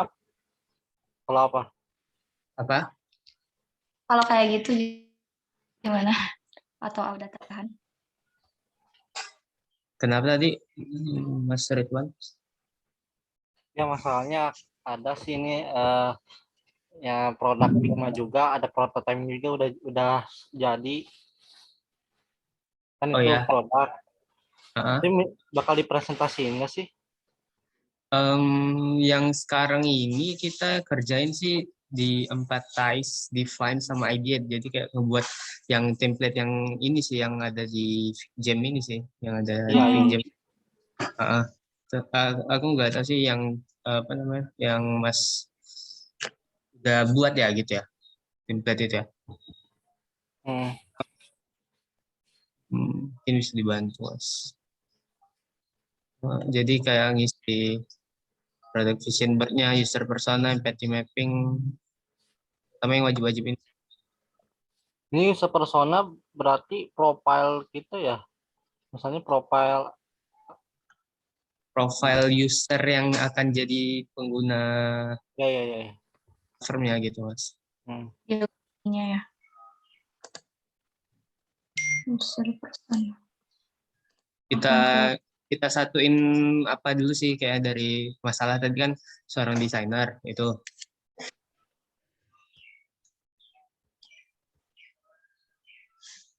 Bagian sini guys. Bagian problem paling kiri. Yang problem dulu udah cocok nih ya. Seorang desainer buat karya seperti desain logo. Nggak ngerti proses bisnis yang akan dibutuhkan oleh user maksudnya apa ya Mas Ridwan? Apa? Proses bisnis yang akan dibutuhkan oleh user. Ya proses bisnisnya, jadi maksudnya alur aplikasinya, misalnya kan login gitu, udah login masuk ke menu dashboard, menu utama langsung. Ya, maksudnya itu terjadinya apa? Ya, maksudnya itu untuk di websitenya ya? Enggak, di mobile-nya ada di Figma ini mobile-nya, jadi di produknya gitu. Jadi Ya, nanti di produknya pas gitu. udah di prototype itu, jadi yang pasti buton-buton itu jadi kepencet munculnya kemana, misalnya ke menu profile, menu transaksi, menu apa sih namanya teh? Iya, ya. Kayak gitu maksudnya teh. Masalahnya kalau dari aku sih. Oh. Mungkin dimaksud yang kupahami sih, soalnya masalah ini masalah user yang mau diselesain gitu sih. Misalnya user ada masalah itu tadi gitu. Kalau misalnya itu kan lebih ke kayak yang memang mau kita selesaikan dengan dengan proses design thinking ini sih. Kalau misalnya proses bisnis yang akan dibutuhkan oleh user ini. Jadi ya masalahnya itu adalah desainer mau membuat karya seperti desain logo itu di mana dia jual atau dia pamerkan lah gitu. Iya. Kalau misalnya gua jadi ini gimana? Oh,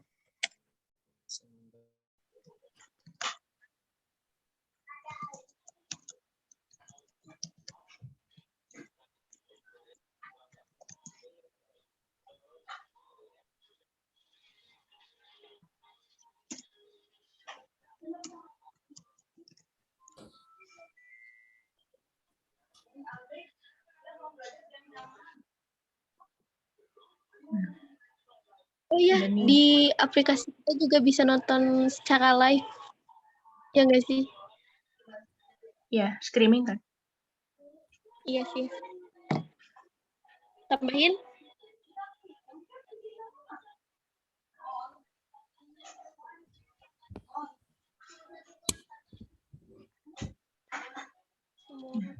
Kita lanjut nih ke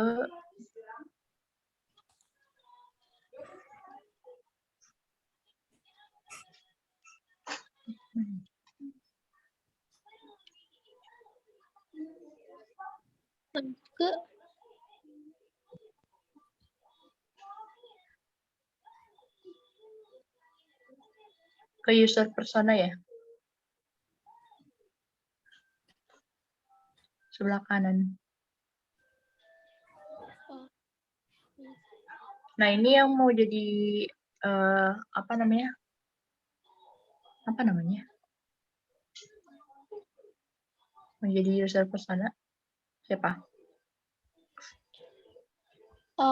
oh yang kayak tadi ya, kayak CV tadi. Iya. Ya, kita targetkan saja ibu-ibu yang suka nonton sinetron. Enggak, buat kita isi gitu permisalan antara kita bertiga. Oh, ya udah kamu aja, Fani atau Gat, Kak Dewi. Kak Dewi mau, Kak? Jadi Ya, Kak. nanti nyebutin gimana gitu. Apa ya namanya? Iya, boleh deh. Tambahin foto di sini. Masing-masing dari kalian tuh bisa kasih pendapat, terus user personanya karang aja namanya siapa gitu. Oh, boleh ngarang. Oh ya, siap, Kak. Kirain harus. Oke. Ya udah, namanya siapa ya? Masalah Kak aja deh. nentuin nama aja ribet ya. Jadi cewek. Iya. Age-nya kan ini kita mau bikin ibu-ibu ya. Jadi age-nya rentangnya 45 dari 45 tahun aja.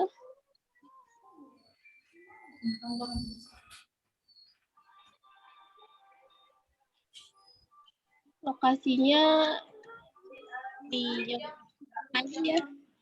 Jawa kan masih suka nonton TV. Ya, SMA aja kali ya. Boleh. Kebetulan si ibunya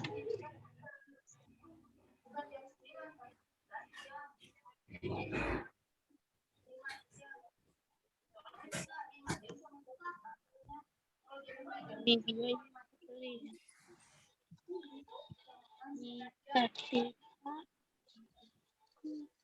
jika adalah seorang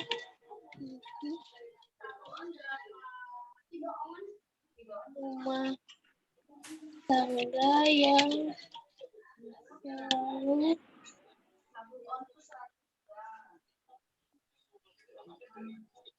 menonton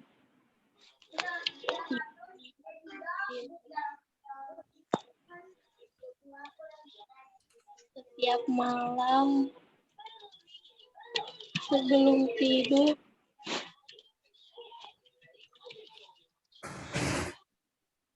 menonton sinetron Ikatan Cinta. Siap. Ketika ada sambil rumah tangga sinetron setiap malam.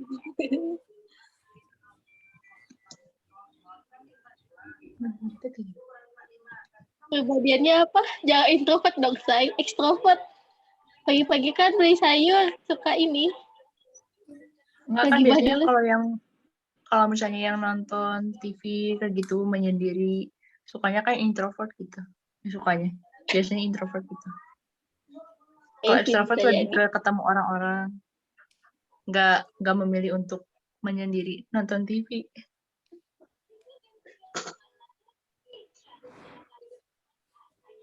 Nanti sorenya Interest. ngerumpi. Iya bener. Interestnya apa ya? Itu bisa diisi nggak atau pakai sticky note juga? Iya bener. Bisa nih? Sticky note biasanya ya? Bisa. Bisa. Oh, oke. Oh, di sininya. Yoi. Interestnya apa ya? Bu Kartika suka Interestnya itulah minat untuk menonton TV-nya. minat menonton TV. Ikatan Cinta. Dan juga sinetron.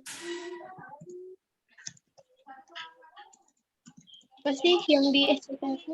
Oh, di Antv ada si Gopi sinetron India Gopi.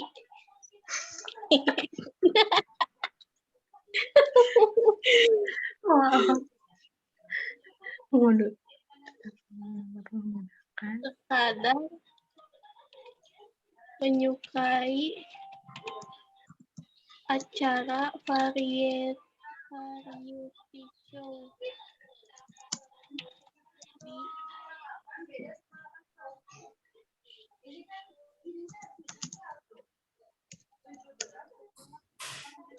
di RCTI dan Indosiar. Di Indosiar kan banyak sinetron ya? Iya dong. Ini kalau TV nggak ada, Indosiar bangkrut. Bener kan?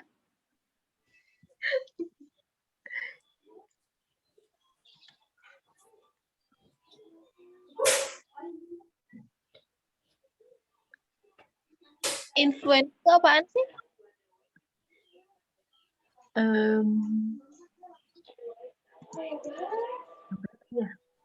Oh iya, product vision board itu tadi ada bagian needs product sama business goals yang ketinggalan template-nya. Jadi itu juga diisi ya. Oh iya, oke Kak. Kak, untuk yang influence itu maksudnya yang kayak gimana ya Kak tadi? Yang mana ya? Influences di persona user persona. Itu kayak kira-kira apa yang mempengaruhi user untuk menggunakan produk semacam yang kalian buat itu tadi gitu.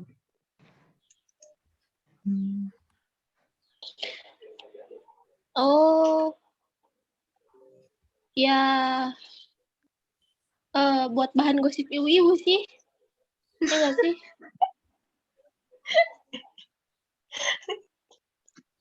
Yang mempengaruhi, ya yang pertama mah buat hiburan we gitu. Oke. Gimana ya kata-kata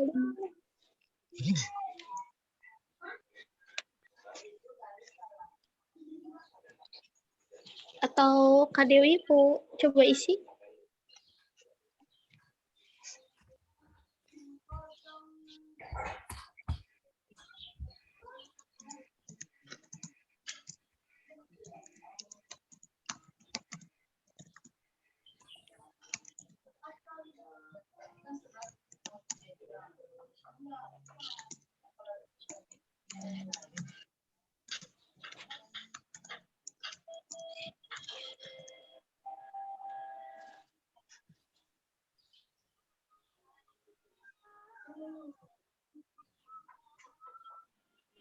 Motivasi sama goals bedanya apa ya?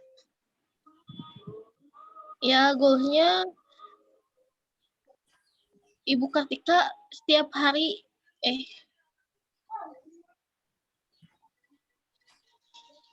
ini goals di ibunya kan?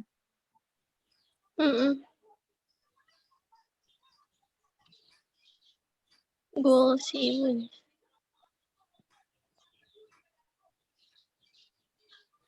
Kalau di sini aku misi yang diri motivasinya ingin tetap mendapat info dan hiburan tanpa melalui TV tabung. Iya, motivasinya goalsnya menonton TV di mana saja dan kapan saja. Kita aja. Mantap.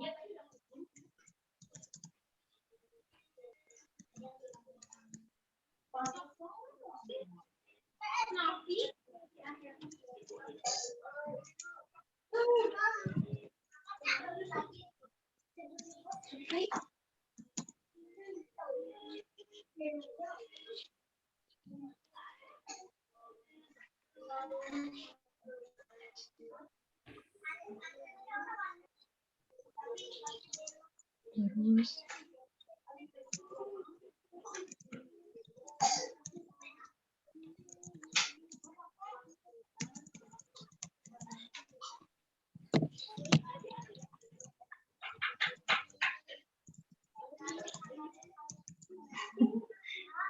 ini poin-poinnya tidak memiliki TV digital, sering bepergian sehingga sering tertinggal acara TV.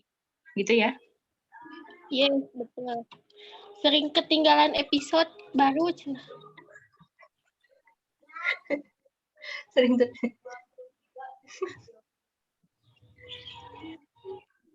udah aja lah, tertinggal acara TV.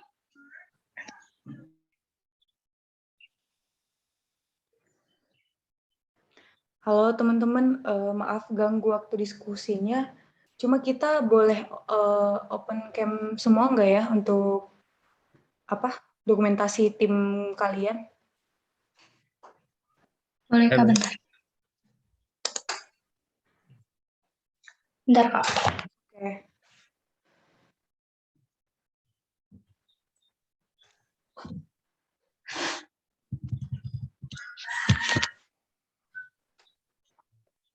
Kak Ridwan, boleh juga ya Kak?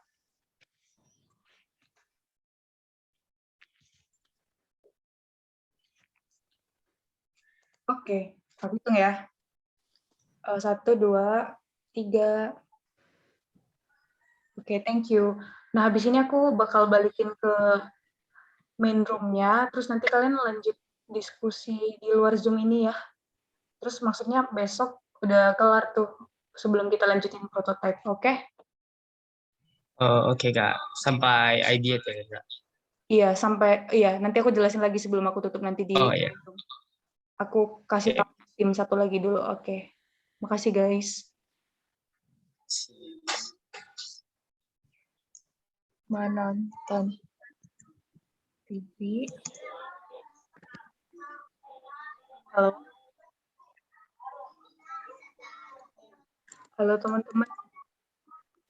Iya Kak. Oke, maaf ya ganggu waktu diskusinya. Jadi mungkin Zoom meeting ini bakal kita selesaiin di sini. Tapi sebelumnya aku bakal balikin semuanya ke main room yang kita gabung semua untuk kasih penjelasan final project sekali lagi. Terus nanti kalian lanjut di luar Zoom meeting kita ini aja untuk diskusi sama kelompoknya. Oh iya. Oke Kak.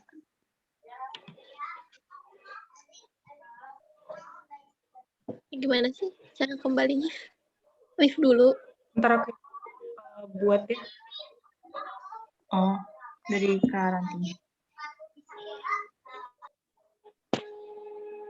Ini belum? Udah ya?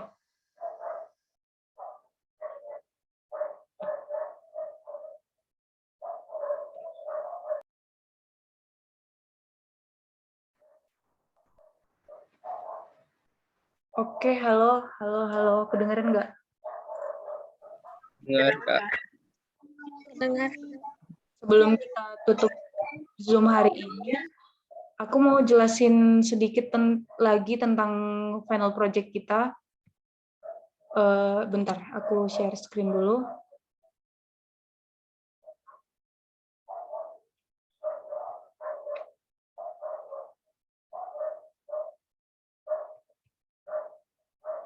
Oke, udah kelihatan belum?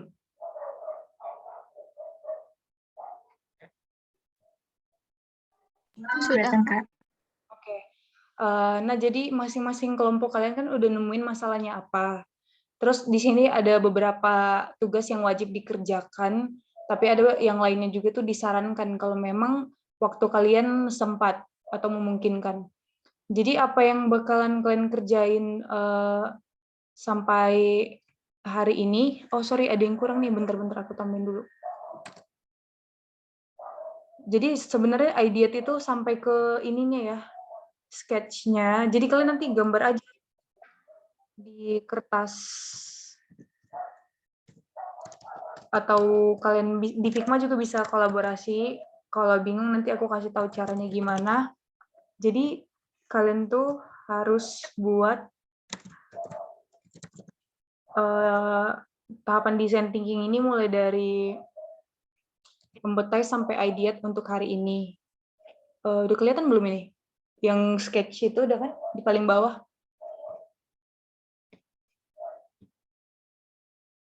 Ada kan ya? Ada, Kak. Tadi aku lupa bilangin, lupa cantumin.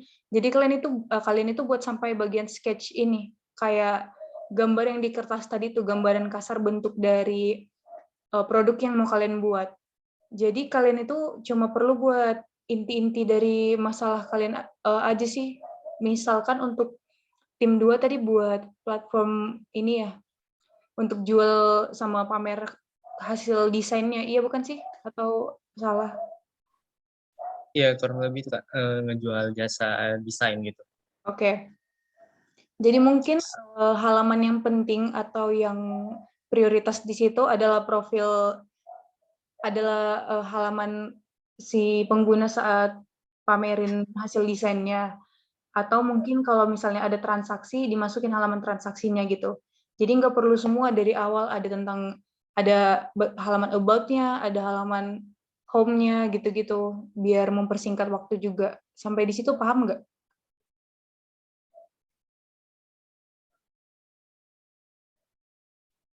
Dari aku paham sih Kak. Yang lain gimana? Tim 1 gimana, paham nggak? Jadi kalian kan mau buat platform untuk streaming ini ya, saluran televisi. Iya, Iya, Kak. Kak. Jadi kalian bisa buat halaman untuk milih channelnya apa, atau buat halaman detailnya untuk nontonnya gimana gitu. Jadi nggak perlu semuanya. Sampai di situ paham? Paham. Oke. Paham, Kak. Jadi kalian hari ini nyelesain sampai proses idea, terus besok kita lanjut belajar untuk buat high fidelity design di Figma. Oke, itu aja. Ada pertanyaan nggak sebelum kita tutup?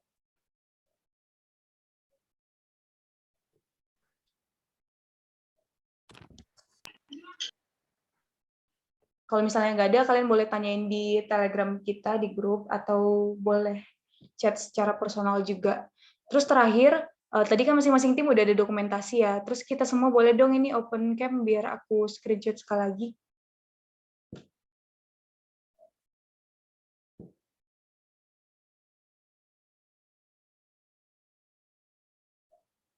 Oke.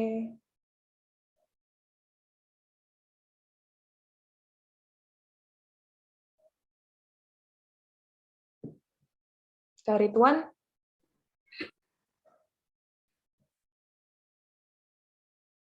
Oke, aku hitung ya. 1, 2, 3. Oke, itu aja. Makasih buat kelas hari ini. Sampai jumpa besok di jam 10 untuk kita belajar buat high fidelity design di Figma ya. Bye, makasih semuanya. Makasih Kak. Makasih, Kak. Oke, Kak. Sampai jumpa semua.